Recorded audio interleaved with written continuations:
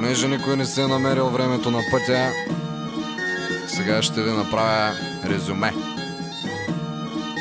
Родих се в един много горещ понеделник. Още продаваха от ония цигари. Какви бяха? Мелник в 1 часа на обед. В най-кучешката жега съм поел кислород. И от тогава ейма. Майка ми видяла зор с голямата ми глава. Напъвала горката, аз запънат се държа за карантиите и вътре и отказвам да изляза. Ама няма назад, бе, напуснах на майка ми таза. Още от първият ми дъх здравето ми се взе. В майка ми 37 градуса в стаята, 50 потен, кървав и полузадушен. В пъпната си връв си казах: Хари, кот тако, какъвто съм си такъв, нарекоха ме Владислав. Владея славата стръчно, странното е, че съм кръстен на дядо ми Вълчо. И точно каква е връзката ми е трудно да обясня, ама най-вероятно е било, за да звучи по-така. Произлизам от род на потомствени алкохолици. Цирозата изпонатръшкала дедите ми до един. И в старата семейна кооперация тема е била цената на гроздето и колко захар да вземат. Интелектуалният пробив осъществил баща ми на 5, когато техните го сварили да чете Хамлет. И всички в блока го гледали като изкопаемо нормално, щом основната им ценност бил казана с поп. Та от тогава сме интелектуалци. В ранното си детство съм страдал от липса на калци. И нашите са ме водили по всевъзможни кръжоци, по солофеш, рисуване, танци, частни уроци. Майка ми мечтала да стана човек на изкуството, ама аз бастун, в главата ми пространство пусто. Гьол, дай ми само топката да ритам. Футболист ще ставам с двата леви крака на артрита в първи клас, на празника на буквите актьор. Първият ми публичен позор. И не знам, що в тая гавра с театралния пламък на мене отредиха да играя буквата Р малък.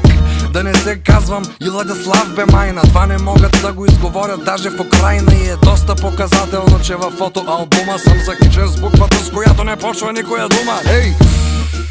Ама аз казах: братко, образованието ми в същия дух продължи си гладко. В 8-ми клас чупих училищен рекорд, късмет за най-много двойки по един и същи предмет. Така разбрах, че няма с какво да блесна. И една вечер една мисъл в темето ма тресна. Викам си: така и така няма да ходя в алма матер. Що не взема пък да стана рапер? И станах рапер и половина. Раперите ги пише още в Библията. Да.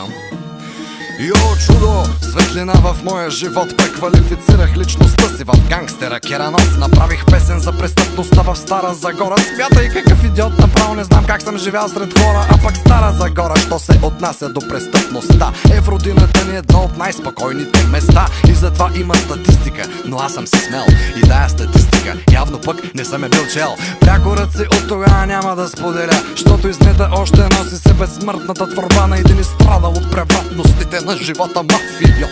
14 годишен турбоидиот.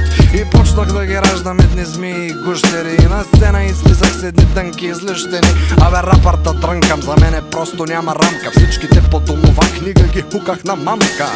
Рап кариерата ми, както сещаш се, отлично придоби изражение леко апокалиптично. И слава богу, че баща ми не го тресна инфаркта от моите поетични напани, изящни като едра шарка. Защото колегите му изнета ги намираха и му ги цитираха, и ми се присмиваха, и го депресираха, и от смях умираха. Но гаврите странно защо пък мен ме мотивираха. Противно на всички прогнози извадих късмет и ме приеха да следвам в елитен университет. И някак обстановката в къщи се поуспокои. Как ме изпрана наука е трудно да се обясни, но хеймана, вече съм една софийска хаймана. Горе-долу съм съкала си на 21.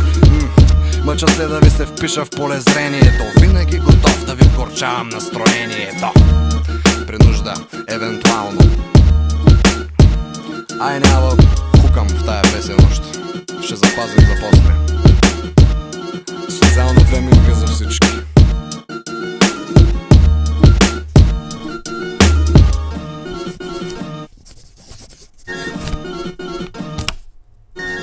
$20 ме дължиш.